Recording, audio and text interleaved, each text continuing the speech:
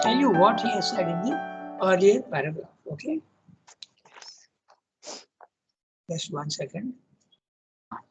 So what he has said in the earlier paragraph, the mind of man, that is the normal mind of man, the dialectical intellect, what he calls, okay, the one that analyzes and not synthesizes, cannot know the essential and spiritual truth, because there is a fundamental limitation to at every level, and the limitation of the mortal mind, the normal mind of man, is only analytical but not synthetic. That's its nature. So it cannot know the ultimate truth. It cannot know. The essential and spiritual truth is beyond it. Mind often gets chained to words only it uses and cannot disengage itself from the suggestions and implications of words. Intellectual statements often start from pre-existent notions. Intellectual statements, mental statements often start from pre-existent notions. Whatever you have learned in the past, that colors your reasoning, that seemingly leads to new conclusions. Actually, they are not new, they are extensions of your old beliefs. Okay, we have therefore to examine our consciousness and discover its nature and validity. He is talking about the unreality of the world. The Mayavadins and the Buddhists are all saying the world is unreal, but you are starting from your limited mind and extending that capacity into areas where the mind has no jurisdiction at all. The mind has no jurisdiction at the higher mind level. So that's what he's saying. We have therefore to examine our consciousness to discover its nature and validity. What is the nature of the consciousness that we are using? The principle of knowledge is to see and know. We have to very carefully see and know. See and know. Intellect and logic have their valid functions, but they cannot be allowed to hijack the truth and exclude other truths which are not palatable to it. This is what we do all the time. Those things which we feel are not making any sense to us, we reject. But we should not do that. We should try and fit it into whatever we already know. But that's very difficult. It's not easy for man to do that. Then he's saying illusion, knowledge, and ignorance are modes and functions of consciousness. And only looking honestly into consciousness can our conceptions of knowledge, ignorance, and illusion have any validity. We have to look into it very, very objectively. Being, existence, that is the subtlest of substance, is no doubt the object of all knowledge and inquiry. But being, that is Sat, okay, can be approached only through consciousness. Your mind cannot go there. Mind has no access to it. No entry will be the sign. And when you go there with your mind, the mind will have to disinvest itself from its characteristics. Just like you cannot go into certain temples, you will have to take off your shirt and then they'll allow you to go in. And the existence being at the highest level, you will have to take off your mental clothing and go in. Okay, so being existence is no doubt the object of all knowledge and inquiry, but being can be approached only through consciousness, nothing else. Or again, if there is insistence that the being, the real, the existence can be approached only by annulling consciousness, okay, even then it's only through consciousness that we can arrive at that knowledge, because consciousness has got many layers. Okay, it's got a mental layer, it's got a vital layer, it's got a higher mind level layer, it's got a element mind layer, over mind layer, okay, intuitive mind layer, so many layers. So you can approach that with the highest layer of consciousness. That's what he's saying, that we can arrive at the knowledge. Thus, it is only through consciousness that we can arrive at the superconscious truth. This is what he said in the previous paragraph. Now we will read. Sunki, read. But in ourselves, consciousness seems to be identical with mind. So let's read that and then we come back to it. But in ourselves, consciousness seems to be identical with mind. In any case, mind is so dominant a factor of our being, that to examine its fundamental movement is the first necessity. In fact, however, mind is not the whole of us. There is also in us a life, a body, a subconscious, and an inconscious. There is a spiritual entity whose origin and secret truth carry us into an occult inward consciousness and superconscious. If mind were all, or if the nature of the original consciousness and things were of the nature of mind, illusion or ignorance might conceivably be regarded as the source of our natural existence. For limitation of knowledge and obscuration of knowledge by mind nature create error and illusion. Illusions created by mind action are among the first facts of our consciousness. It might therefore be conceivably held that mind is the matrix of an ignorance which makes us create or represent to ourselves a false word, a word that is nothing more than a subjective construction of the consciousness. Or else, mind might be the matrix in which some original illusion or ignorance, maya or avidya, cast the seed of the false impermanent universe. Mind would still be the mother, a better mother, since the child would be unreal. Un- and Maya or Avidya could be looked at as a sort of a grandmother of the universe. For mind itself would be a production or reproduction of Maya. But it is difficult to discern the physiognomy of this obscure and enigmatic ancestress. For we have then to impose a cosmic imagination or an illusion consciousness on the eternal reality. Brahman, the reality, must itself either be or have or support a constructing mind or some constructive consciousness greater than mind, but of an analogous nature, must be by its activity or its sanction, the creator, and even perhaps in some sort by participation, a victim, like mind, of its own illusion and error. It would not be less perplexing if mind were simply a medium or mirror in which there falls the reflection of an original illusion or a false image or shadow of the reality. For the origin of this medium of reflection would be inexplicable, and the origin also of the false image cast upon it would be inexplicable. Unindeterminate Brahman could only be reflected as something indeterminable, not as a manifold universe.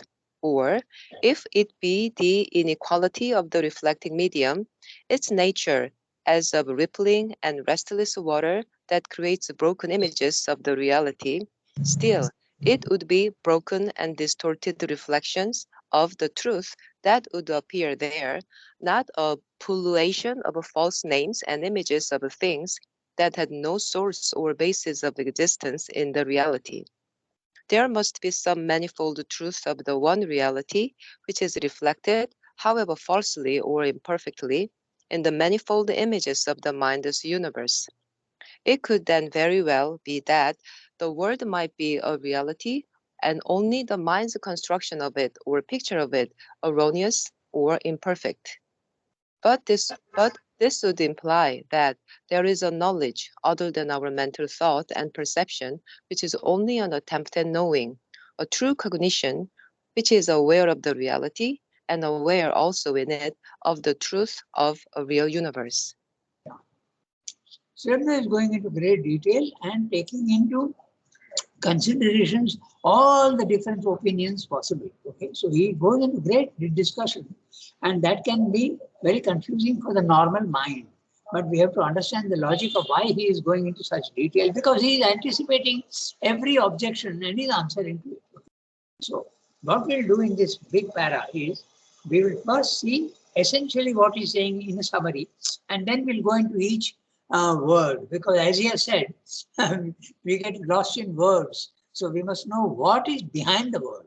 We must not take the outer form of the word as a reality, but we must also understand what they represent. Which reminds me of a very interesting shloka by Kalidasa, okay, when he is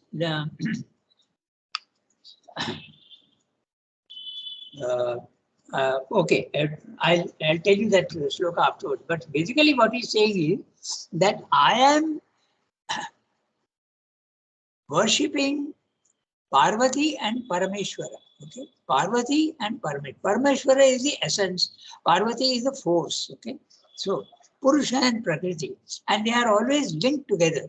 Purusha and Prakriti are linked. Consciousness and force are linked together, and I am bowing down to them and praying for the capacity of using words in the right way, so that I get the meaning of the right word and the meaning also that is there. Okay, so this is very interesting what he's saying. I have forgotten the exact word, so I'll come to it a little later. Okay, so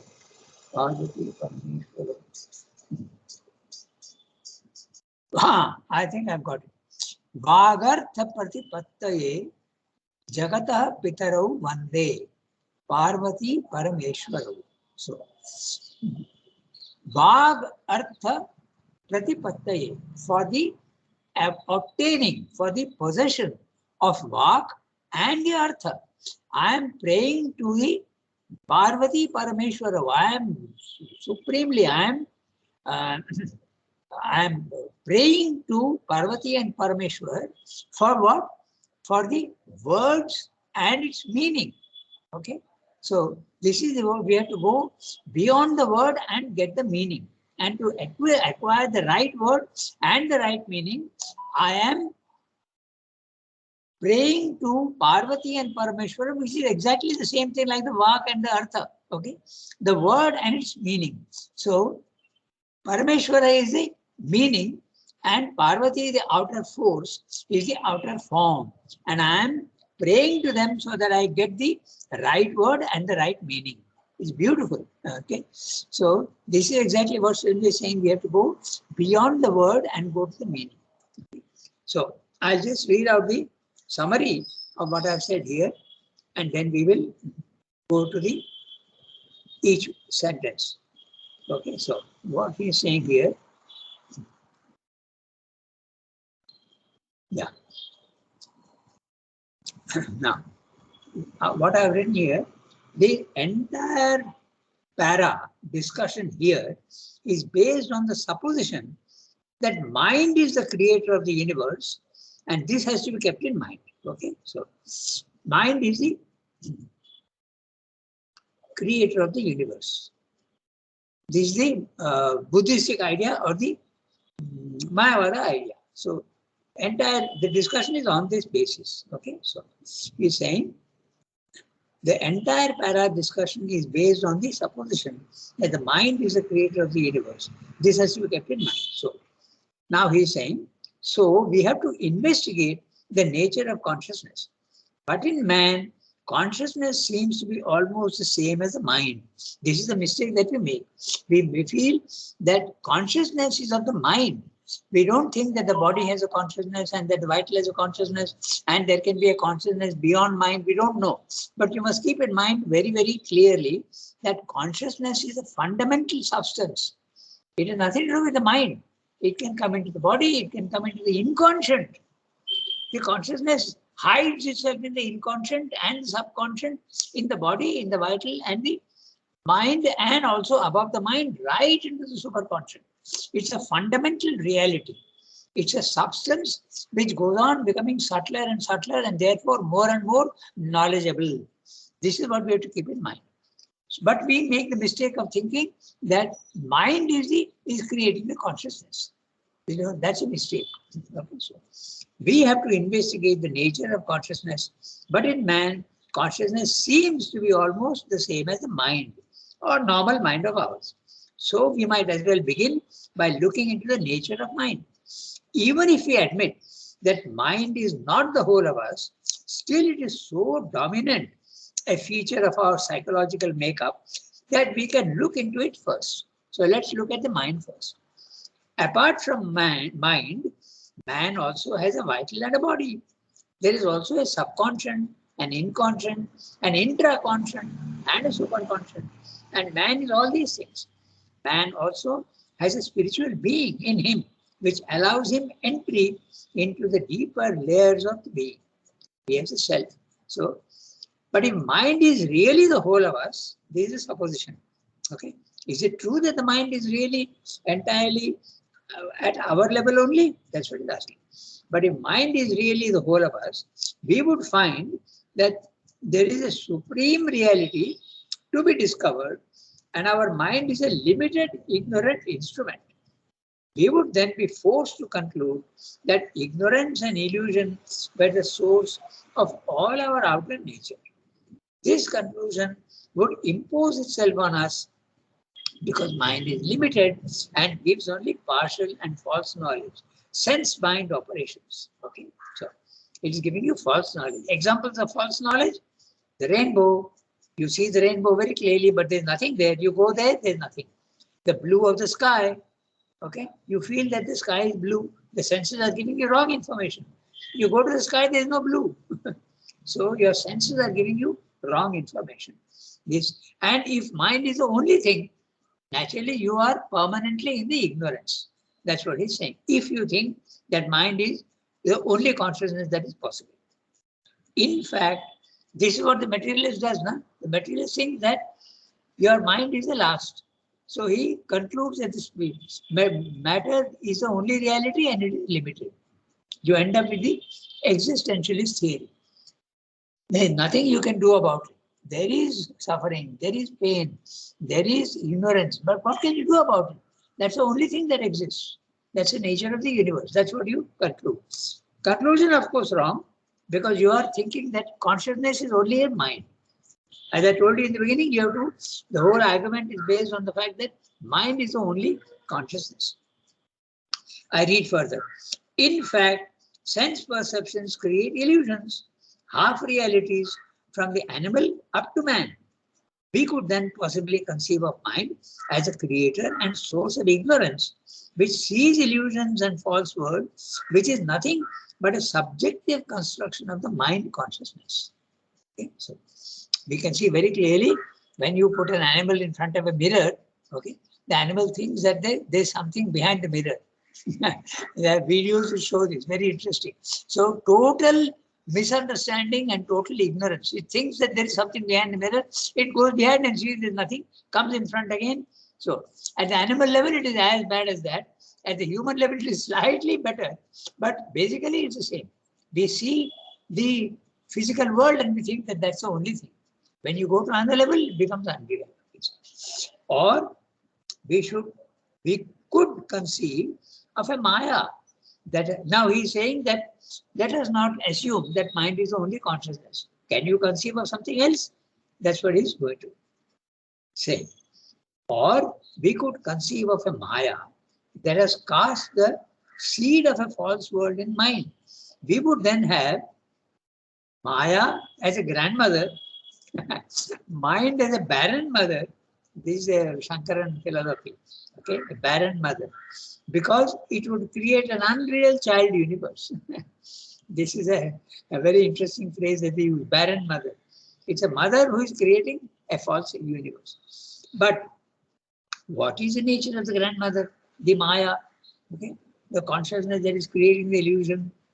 It is difficult to fathom this mystery. And therefore they say it is anirvachaniya. This is a problem that you cannot solve at the mental level. That's what they will answer. Buddhism and Mayavada answer is that way. We would then have to assert a cosmic imagination or an illusion consciousness superimposing itself on the Brahman, which is the only reality. Our conclusion would then be that reality is creating or at least supporting a constructive consciousness greater than mind, but having the same nature of mind, creator of illusions. Then Brahman and mind would be themselves the victims of their own erroneous creations. This conclusion obviously cannot be accepted easily. So I'll make it simple. Okay, up to the overmind level, okay, you cannot solve the problem of who is creating. And the creator, is he really creating illusions or is he creating a reality? You can't understand. When you go to the supermind, you realize that consciousness has got various levels and the illusion appears at a certain lower level. When you go to the higher level, the illusion disappears and you start seeing the reality everywhere. That's basically what he's saying. So now I continue because he's going into arguments. There are two ways of reading Sri. Go into the arguments. If you are a very intellectually bent of mind you will enjoy the argument. But if you don't, you want to only get the essence of what Sri is saying, you can understand in this way that the consciousness has got various levels, and at some levels below, you see the physical world as actual. But you climb up to other levels and you will see that there is a reality. And that level is the supermind. Below the supermind, the problem is not solvable. Okay, that's what he's saying. Now I continue the summary. Now let us say then that mind is not a creator, but only a mirror or a reflecting medium on which falls the image of an unreal world. Okay, just like the cinema screen. The cinema screen is the only reality, but it is colorless, featureless, infinite, eternal. Don't think that the cinema screen is only a rectangular piece in the playground. It is white, but there's no border. It's rectangular, it's not even rectangular nor circular. It's infinite, the borders are not there, and even the whiteness is not there. And the images of the world are falling on it, and it is thinking that it is the images itself. When the images stop, that means you go to the higher mind level and the images stop. So then you realize that the screen is the only reality and the images falling in it are temporary, transient images, which don't seem to have any reality. You go to a higher level and then you see that the images also have a reality, but not in the form. Behind the form, there is a reality hiding. This is what they're saying. So, the problem is not changed in any fundamental manner because who is creating the false illusions? The featureless, indeterminate Brahman could only be reflected in featureless images and not a world of infinite forms.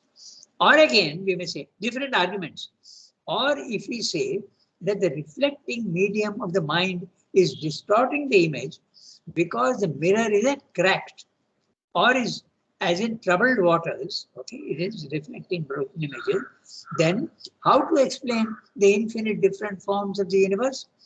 Troubled waters or a kaleidoscope. You can think also of a kaleidoscope which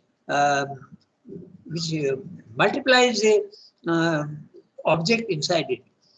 If there are 6 mirrors in the kaleidoscope, you know what a kaleidoscope is, now?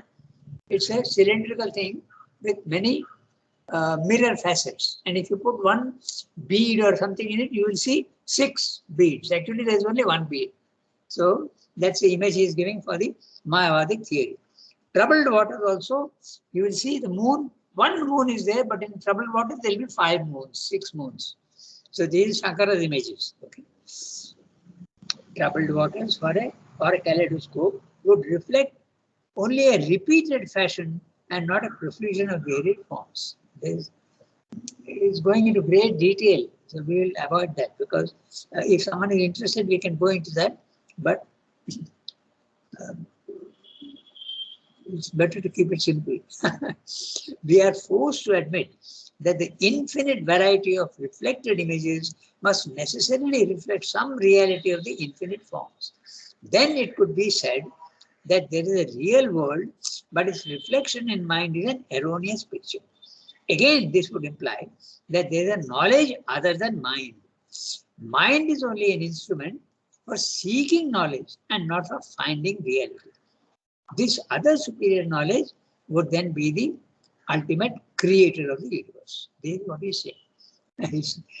As I told you, it's pretty complicated, but we will now go into, he is examining each possibility. Okay,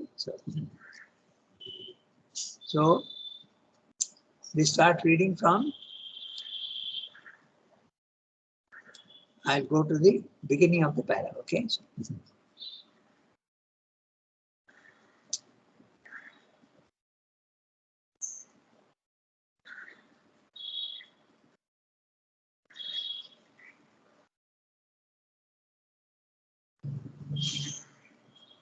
Okay, so we have to begin with, but in ourselves. No?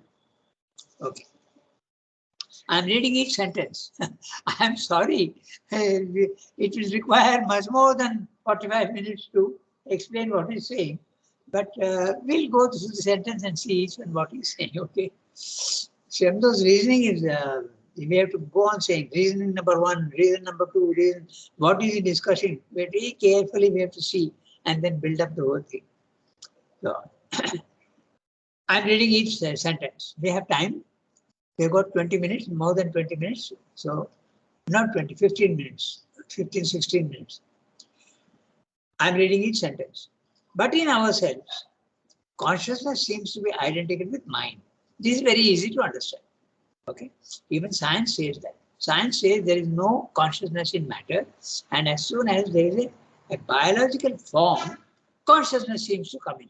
So they think that consciousness is beginning with biological forms. Okay, that's why they call it biocentrism. But that's not true at all. We know that there is a consciousness hiding in matter. We know that. But science doesn't see that. So they have the biocentrism theory. But let me tell you that that biocentrism theory has now gone even in science, because the near-death experience, NDE, is so common that even when you are outside your body, consciousness is there and you are aware of everything. That's very common knowledge now, near-death experience. So science also has given up the idea that biocentrism is correct. In fact, they are coming very close to the idea that consciousness is a fundamental thing that exists just like matter. Okay? It exists by itself. It doesn't need any origin. There's no origin to consciousness. It is fundamental reality, like matter. So in ourselves, consciousness seems to be identical with mind. In any case, mind is so dominant a factor of our being that to examine its fundamental movements is the first necessity. Let us look carefully at what consciousness is. That's what he said. In fact, however, mind is not the whole of us. There is also in us a life and a body, a subconscious and an inconscious. There is a spiritual entity whose origin and secret truths carry us into occult inward consciousness and a super consciousness. So, the secret truth can be the self and the psychic being. And that carries us into the occult inward consciousness, horizontally into your intraconscious, at the level of your solar plexus. You can go into your, deep into your intraconscious, horizontal level, and the superconscious, vertical level, going out above the mind. Okay, both can take you there, the secret truth. And what is the secret truth? The divine presence in your being. It can be the psychic being, it can be also the self. Okay, so, can carry us into an occult. Occult means hidden. Inward consciousness, interconscious, and superconscious above. Okay.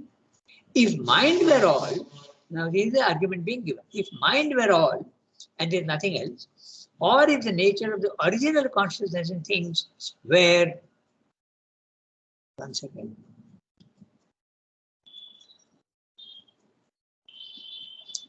My computer has jumped. Just 1 second.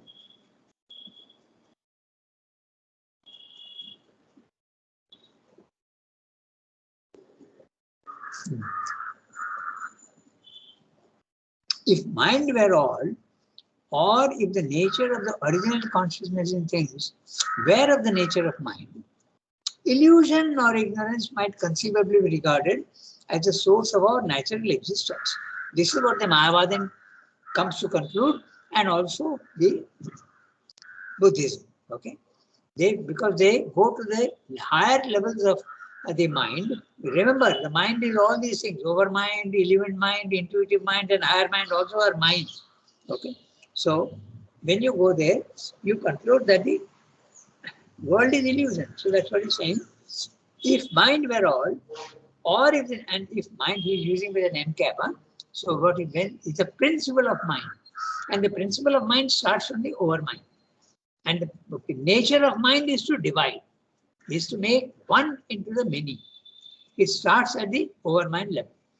If mind were all, or is the nature of the original consciousness in things were the nature of mind, illusion or ignorance might conceivably be regarded as the source of our natural existence. So, that's the only thing that exists, therefore, that's the source of our existence. Which is the natural existence? Your body, mind, life, the material world. For limitation of knowledge and obscuration of knowledge by mind nature create error and illusion. Illusions created by mind action are among the first facts of our consciousness. Illusions created by mind action are the first facts of our consciousness. Now, you don't even need to go to the spiritual level. Okay, there are many ways. If you go to the internet and type out, okay, go to Google and say, give me elusive images. They'll give you so many different types of illusions. You will feel that you can create these images. Okay, you will feel that the two parallel lines are not parallel. They can create an illusion like that. Okay, so your mind is prone. It is subject to illusory conclusions. Okay. I don't know if you have tried, but there are many images. You draw two parallel lines which are absolutely parallel. You can measure their parallel. But around those parallel lines, if you make all sorts of, circular designs, you will feel that they are not parallel. You will get that feeling. But that's absolutely wrong. Okay? So you can create all these images. So your mind is giving you illusions. For limitation of knowledge and obscuration of knowledge by mind nature create error and illusion. Illusions created by mind action are among the first facts of our consciousness, very obviously. We might therefore, as we discussed now, the blue of the sky, the rainbow. Okay? These are all things which don't exist, and yet you feel that they exist. So the mind is giving you that, sense mind. It might therefore be conceivably held that mind is the matrix of an ignorance which makes us create or represent to ourselves a false world. Okay. And it's a matrix which makes us create or represent to ourselves. Again, see, goes, I have to go into great detail. Either you are creating or representing yourself. So each word we have to examine and see, but then it takes us into great detail and there can be a confusion also. Either we are creating the image or it is represented to us. In the creation, your mind is creating the universe. That's a theory in the Buddhistic philosophy also. Or it is representing to us. Representing means the world is real, but it is being misrepresented to you. It's an image that is falling in the mirror of your mind. The two are different. In one case, you are creating the world in your own mind, number one. Number two, no, the world is real, but it is being misrepresented to you. A reflection of the world in your mirror of your mind is giving you a distorted image. This is what I mean by create or represent. It's only two words, but we have to understand what he's saying. Therefore, that's why, as I told you, there are two ways of understanding Sri Aurobindo. Go into great detail and you will see how thoroughly he is examining each case. Okay? Or we just understand basically what he's saying. That is easy. That's not difficult to understand. Make us create or represent to ourselves a false world, a world that is nothing more than a subjective construction of the consciousness. This subjective construction of consciousness, it is absolutely a fact at our level, okay? Because the world is giving you images in your senses. Visually, from the sound point of view, from the taste point of view, from the smell point of view, and the senses that are there are imperfect senses, and therefore the world is giving you a distorted image of the in your senses, and therefore you're not understanding the world as it is. So, subjective perception of consciousness. Or else, mind might be the matrix in which some original illusion of ignorance, Maya or avidya, has cast the seed of a false, impermanent universe. So this is it. It's creating a impermanent universe which is permanently impermanent, constantly moving if you want. Okay, mind would still be the mother.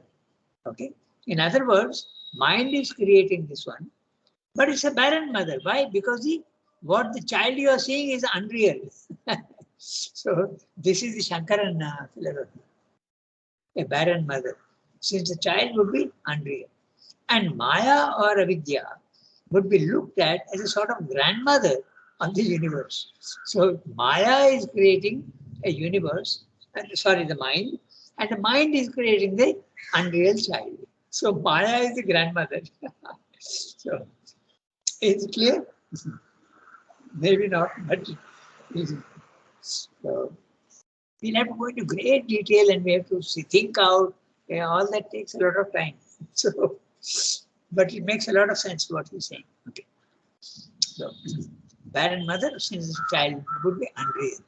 Then, where is it gone? Yeah. And Maya and Vidya would be looked upon as sort of grandmother of the universe. But mind itself would be a production or reproduction. See again, production or reproduction of Maya. But it is difficult to discern the physiognomy of this obscure and enigmatic ancestress. So those images sometimes full of humor also. So the ancestress is Maya, and the ancestor is creating a parent, which is a mind, and the mind is creating a world which is unreal. Okay, this is what the theory would be of Mayavad. Okay, but Srivastava doesn't agree with that, of course. Okay. So this is it. And the word physiognomy means a face. Okay, the physiognomy, the outer look of things. But it is difficult to discern the physiognomy of this obscure and enigmatic ancestry. That's why the Mayavada philosophy says, don't ask questions about how this is possible, because it is anirvachaniya. We can't speak about it. It's impossible to understand at the mental level. Enigmatic, obscure and enigmatic ancestress. For we have then to impose a cosmic imagination or an illusion consciousness on the eternal reality. Brahman, the reality, must itself either be or have or support a constructing mind, or some constructive consciousness greater than mind, but an analogous nature.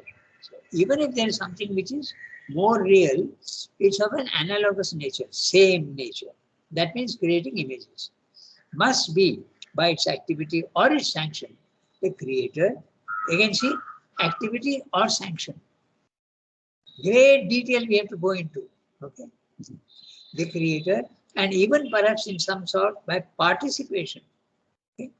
The Brahman is creating unreality and participating in it. Okay. That also is another theory. A victim, like mind, of its own illusion and error. So, each case would have to be discussed. That will take us a long time. I leave it to everybody to sort out the problem themselves. Okay.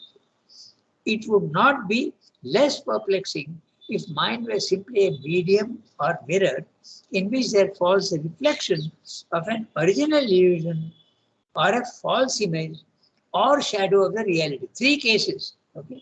I don't go into all this. The reflection of an original illusion, number one. False image, number two. Shadow of the reality, number three. Each one is covering all the arguments possible. For the origin of this medium of reflection would be inexplicable. How is it coming? We can't explain at the mental level. And the origin also of the false image cast upon it would be inexplicable. You can't. The Mayavada theory creates a lot of problems. And you can say that they're so contradictory to each other. The usual argument given, Srivastava has dealt with this earlier in one chapter. He says that the illusion creates a lot of problem, because if the world is illusion, how is liberation real? What is the meaning of liberation if the world is unreal and you are part of the world, so therefore you are unreal. So your um, your liberation from the unreal world by an unreal person is real. How can it be? So the Mayavadin will reply, yes, you are right, but don't forget that your mind is also in the unreal world. So all your arguments are of no use at all. That is what they will answer. So please have the experience of liberation, and then you will see that what we are saying is real, is actually valid. That's what they will tell you. They have also dealt with this earlier. Or if it be the inequality of a reflecting medium, its nature as of rippling and restless water that creates broken images of the reality, it would still be broken and distorted reflections of the truth that would appear there. Not a pullulation of false names and images of things that have no source or basis in existence and reality. This is the Shankaran image. He has given many images to explain the unreality of the world. The one becomes the many, and the many is an illusion, because in a troubled waters, the moon is seen as several moons. But the several moons are not the reality. The reality is the one moon above. Okay. So, but now he is giving a very interesting argument. In the case of the reflection in the moon or in the water, there are 5 moons in the water, but each are similar to the one. But in the physical world, you see that the many are not of one nature. There are trees, there are animals, there are human beings, all different. They are not replicated, just like 5 moons. No, they are totally different. The reflections that are coming are moons and stars and suns and planets. Okay? There is a pullulation of forms. The word pullulation is a wild growth, uncontrolled growth. Okay, just like cancer. Okay, just like that. In the physical world, you will see this wild growth of all different forms, and continuously it is going on.